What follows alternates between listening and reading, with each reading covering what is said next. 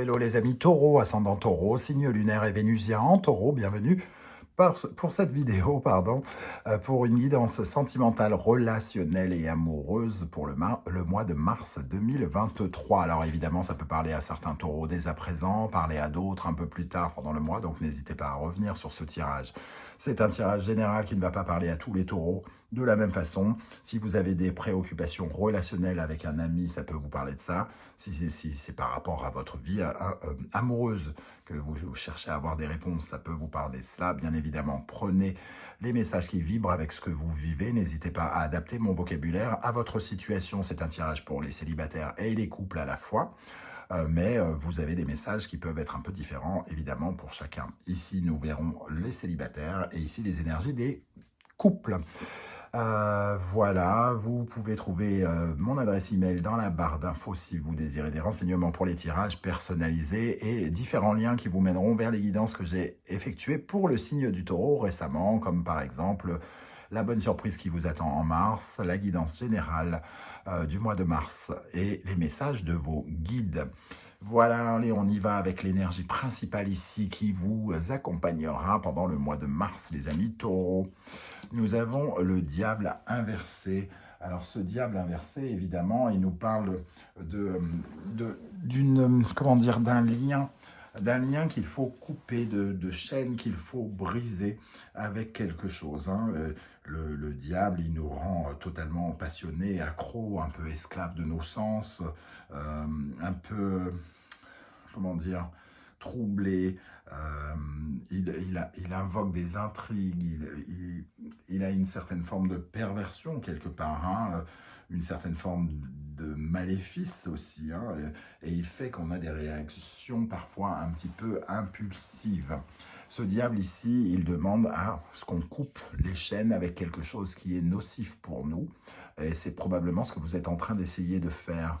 Alors, ça peut nous parler de vos peurs, ça peut nous parler d'un lien nocif avec quelqu'un, ça peut nous parler d'être en dépendance affective pour quelqu'un, ça peut nous parler des démons qui vous habitent en tant que célibataire, vos peurs par exemple de vous caser ou des choses comme ça. Ça dépend évidemment de ce que vous vivez, quelle est votre situation. Ça peut nous parler d'un pervers narcissique au travail, de quelqu'un qui nous a hypnotisés, entre guillemets, qui nous envoûte, qui prend toutes nos pensées et pour lequel il faudrait se libérer parce que finalement, ça ne nous fait pas de bien. Le diable, c'est un peu comme une addiction, comme une drogue. On veut un petit shoot, entre guillemets, pour se redonner du plaisir, mais finalement, c'est un faux plaisir, quelque part. Voilà. Alors, on va essayer d'en savoir bien sûr un peu plus avec ce diable inversé. Alors, évidemment, on va essayer d'en savoir plus, mais ça, je vous propose toujours plein d'interprétations, et c'est vous qui prenez ce qui vous parle le plus. Avec l'oracle de l'ultime vérité, nous avons l'énergie du médecin. Alors ici, je parlais de couper des liens, de briser des liens, et quelque part, vous êtes en pleine peut-être reconstruction, en train d'essayer de guérir de cette relation, ou en train de comprendre, en soignant, en guérissant, de comprendre comment on coupe les liens avec cette personne qui exerce une certaine forme de pouvoir sur vos pensées, sur vous, sur vos instincts, sur votre libido ou quelque chose comme ça. Avec le médecin, nous avons l'énergie de la perte. Il y a quelque chose qui est perdu. Alors, ce n'est pas forcément la relation. Ça peut être un élément dans notre vie auquel on est extrêmement attaché ici, quelque chose que l'on voulait et que l'on a perdu ou qui nous manque en tout cas. On essaye de guérir ce manque. Alors, c'est un manque d'amour, c'est un manque d'une personne, c'est un manque d'appel, c'est un manque de quelque chose. Il nous manque quelque chose et on essaye de pallier ce manque, de guérir ce manque. Et le travail, c'est vraiment la notion de, justement, de travailler sur ce sujet, mais aussi, ici, on voit cette faux, peut-être l'idée de trancher, de couper avec ces liens dont je vous parlais il y a quelques instants. Peut-être que certains se sont mis à fond dans le travail aussi pour essayer de comment dire, de ne pas penser à cette situation ici, qui les fait souffrir ou qui les obsède. Pour moi, il y a une certaine forme d'obsession avec ce diable inversé. Alors, on n'est pas obsédé par les mêmes choses, hein. Donc, évidemment, soit on parle de quelque chose oui, qui a un pouvoir sur vous. On va regarder les énergies qui accompagnent les célibataires. Alors, les célibataires, fertilité, naissance. Alors, dans le contexte avec le diable inversé en énergie négative, on réfléchit à une naissance. Hein. Comment redevenir fertile? Comment refaire naître quelque chose? Peut-être en essayant de solutionner les liens avec le passé, les liens avec quelqu'un, les liens avec un ex. On veut sortir de ça. Dans cette fertilité-naissance, moi j'entends aussi, quelque part, guérir, hein, avec cette énergie-là. En tout cas, une envie de passer à autre chose, d'aller vers de la nouveauté ici avec le lapin. Indépendance, donc c'est vraiment couper les liens ici et se sentir autonome, se sentir libre, parce que le chat aussi c'est la liberté par rapport à ces menottes que l'on peut porter, et gagner en autonomie, gagner en responsabilité, être plus, comment dire, être plus capable d'avoir son propre jugement, de soigner son amour-propre, voilà, d'être un petit peu plus auto-centré, hein, finalement sur vous, plutôt que peut-être sur une ancienne personne, une ancienne relation, puisqu'on est dans le domaine dans les énergies des célibataires. Dans ceux qui sont en couple, donc évidemment ça nous parle de choses différentes, ça peut nous parler d'abus de pouvoir, quelqu'un qui prend un peu les décisions à notre place, quelqu'un qui finalement joue sur la corde sensible, hein, le diable ici. Hein. Nous avons le vautour, les imprévus et la faim. Le vautour, pour moi, il vient purifier quelque chose. Et oui, il peut parler d'un manque, de quelque chose qui s'est terminé dans la relation ou de quelque chose qu'on aurait voulu obtenir pour notre couple et qu'on n'a pas obtenu, qui nous frustre, qui nous obsède, qui tourne dans notre tête. Hein. Et ici, le vautour, il doit purifier les choses. Il représente les imprévus et la faim, mais il représente aussi la purification. Le vautour, c'est celui qui permet aux maladies de ne pas se développer parce qu'il mange toutes les carcasses et que finalement, tout ce qu'il laisse retourne à la terre et recrée une certaine forme d'engrais. C'est un peu l'arcane sans nom dans le tarot. Hein. Et avec ce vautour, on nous dit « Je suis libre d'être moi-même, je m'aime et je crois en moi ». Il y a une certaine forme de dépendance ici, hein, sans doute avec ce diable, puisqu'on est censé couper des liens. Et il est question ici de se rendre compte que soit dans le couple ou soit dans notre vie de couple, il y a certaines choses que l'on peut quand même décider nous-mêmes. Il y a des décisions qu'on ne doit pas accepter, de se laisser voler. On doit aussi avoir une certaine forme de liberté quant à nos choix, aux choix qui sont faits, ici, même dans le couple. Hein. Alors, ça ne va pas parler du tout de la même façon. On va regarder maintenant votre état d'esprit pour aborder le mois de mars dans le domaine sentimental, relationnel et amoureux. Votre état d'esprit, c'est l'étoile. Ici, l'étoile peut nous indiquer que peut-être vous vous êtes senti un petit peu désorienté et que vous recherchez justement à retrouver votre chemin. Le chemin de vous libérer, de retrouver le chemin de l'amour inconditionnel, d'être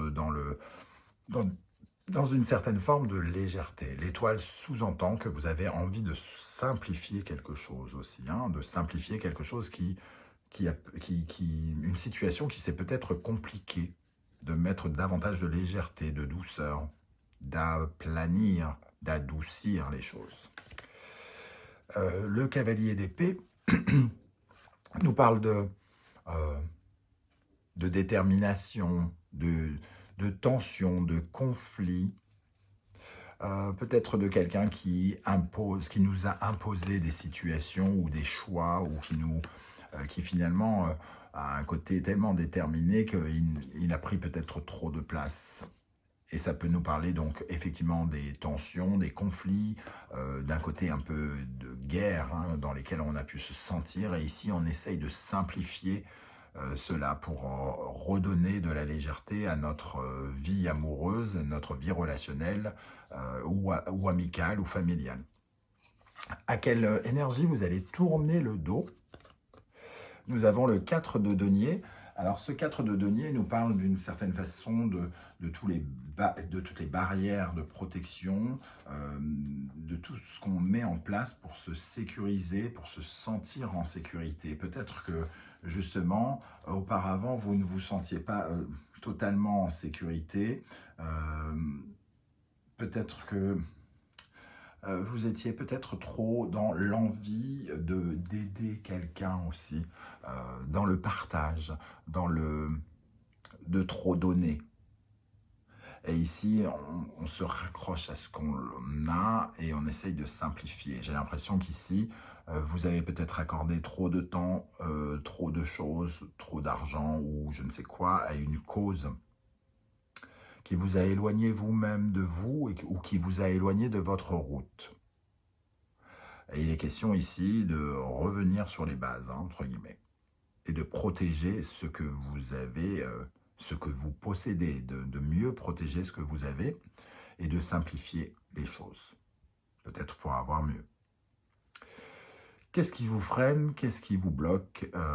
Qu'est-ce qui vous ralentit dans votre vie sentimentale et relationnelle? Nous avons le pape. Le pape, c'est un réparateur, c'est un médiateur, c'est un personnage plein de bienveillance et ici, ça bloque. Donc ici, on nous parle d'une rectification qui nous est imposée, de quelque chose qu'on doit corriger de façon... c'est à nous de corriger. Le pape, quand il apparaît à l'endroit, c'est lui qui corrige. C'est quelqu'un qui vient nous aider, entre guillemets. Ici, quand il est dans cette position-là, c'est plutôt à nous de nous aider en corrigeant quelque chose, des erreurs qui ont été faites. Dans certains cas, le pape, c'est une certaine forme d'anormalité, d'illégalité, un gourou, un mauvais guide, d'avoir suivi quelqu'un qu'il ne fallait pas, d'avoir suivi les conseils de quelqu'un qui ne nous a pas rendu service aussi. Hein. Ce personnage, dans ce cas-là, nous parle de corriger quelque chose parce que lui nous a obligés à quitter notre route. Et il est question ici de retrouver notre route pour notre évolution. C'est ça qui nous freine. Et nous avons, avec ça, le valet de denier qui nous parle d'investissement concret.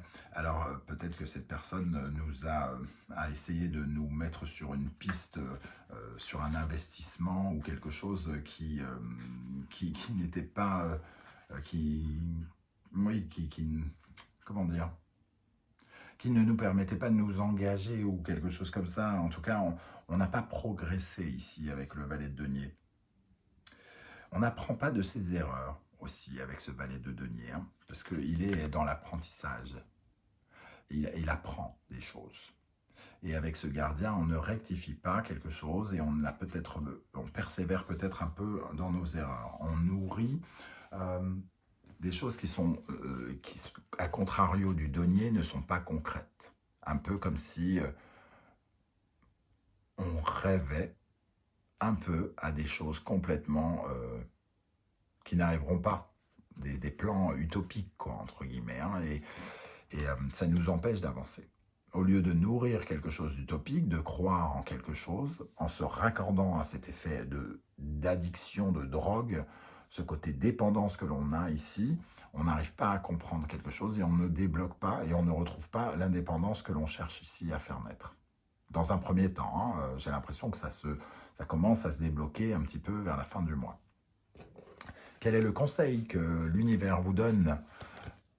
Le monde, finissez-en avec quelque chose, avec une façon de faire, on vous invite à aller clôturer un cycle, de terminer avec cet effet peut-être de lien. Et pour moi, c'est vraiment d'en terminer avec ces liens. Parce qu'à partir du moment où vous aurez réussi à vous séparer de ces liens, ça vous emmènera vers la fin d'un cycle et vous allez pouvoir réavancer vers quelque chose et retrouver votre indépendance. Avec le monde, nous avons le pendu. On reparle encore de sacrifice ici. Changez de regard, élargissez votre regard par rapport au sacrifice que vous consentez à faire. Si vous vous retrouvez dans cette situation avec le pendu, c'est peut-être que, d'une certaine manière, à un moment ou un autre, vous avez eu un bandeau sur les yeux, vous avez été aveugle à quelque chose. Et on vous dit ici, mais changez de point de vue, regardez les choses différemment, au lieu de rêver de quelque chose qui n'arrivera probablement pas, acceptez que quelque chose est différent ici et que vous allez vers de nouvelles choses. Comment les choses vont évoluer pendant ce mois? Nous avons la Lune. Alors la Lune, c'est le passé, il y a une certaine forme de nostalgie, de mélancolie ici, j'ai l'impression. On reste un petit peu dans le flou. On se sent un peu désorienté, on se dit qu'on veut simplifier des choses, mais il y a quand même le passé qui ressurgit et qui nous rappelle des choses. Mais j'ai l'impression que la lumière commence à venir aussi. C'est-à-dire qu'il faut éclairer ce passé pour pouvoir passer aussi à autre chose. Le 4 de bâton. Alors, il y a peut-être ici une victoire sur le passé. Il y a quelque chose, en tout cas, avec le 4 de bâton. Peut-être qu'on arrive à sortir d'une certaine manière un peu de cette illusion que provoque la Lune, ce brouillard. Le 4 de bâton, il arrive quand même à passer un stade et à se sentir libre. Donc peut-être qu'on se détache d'une certaine manière de certaines obligations ou d'un sentiment d'avoir une certaine forme de responsabilité ou d'obligation sur quelque chose. Et c'est comme une victoire. Donc pour moi, avec cette faux, ce pendu ici, et le travail que l'on essaye de faire pour couper, briser ces chaînes, on commence à trouver une petite issue ici pour faire sauter un maillon de cette chaîne en tout cas. En synthèse de ce tirage, on voit la tour, donc qui nous dit qu'il y a vraiment quelque chose qui doit être remis en question. Il y a comme une certaine forme de défi à relever ici, qui est peut-être difficile à faire, mais qui ne peut passer que par le fait de balayer certaines choses pour reconstruire. On ne peut pas se construire sur les mêmes bases avec la tour. On est obligé de nettoyer des choses et de réparer des choses, de changer des choses. Avec la tour, nous avons le 10 de denier. Il y a une sorte de remise en question. Alors, soit c'est, peut-être pour certains, ça va parler d'argent, puisqu'on a quand même cette notion ici d'avoir peut-être un peu partagé. Ici, on parlait d'apprendre de ses erreurs, et il y a la notion quand même de denier. Et ici, une remise en question de l'argent, de notre facilité à prospérer, d'aller chercher de l'abondance, d'aller chercher de la confiance en nous. Et avec les deniers, il y a aussi d'avoir une meilleure santé, de guérir ici, de finir de se soigner et de soigner les énergies qui tournent autour de notre foyer, de notre famille, de notre vie, d'une façon générale. C'est-à-dire ne pas rester ancré dans le sentiment d'avoir perdu quelque chose, ici, avec cette perte. Mais au contraire, d'avoir envie, désormais peut-être, de remettre en question le fait qu'on a envie de gagner quelque chose dans la vie, au lieu de rester tourné vers ce qu'on a perdu. Voilà, en tout cas, comment je ressens ces énergies, les amis taureaux. N'hésitez pas à me dire en commentaire comment vous avez ressenti cela, comment ça vibre pour vous. Si vous ne désirez pas vous étaler votre vie devant le commun des mortels, eh bien, n'hésitez pas à juste mettre un petit émoticône, un petit smiley ou quelque chose pour me dire que vous êtes passé par là. Vous avez joué le jeu et j'ai vu beaucoup la différence. C'est très intéressant de savoir qui passe, qui a apprécié ou quoi aux caisses. Merci à tous d'avoir liké les vidéos, d'avoir partagé, de vous être abonné. C'est très très important pour moi et continuez à le faire, c'est super sympa. Voilà, on se retrouve très très bientôt pour une guidance cette fois-ci 100% professionnelle et vie quotidienne. En attendant, prenez bien soin de vous les amis taureaux. Merci d'être là et à bientôt. Ciao, ciao.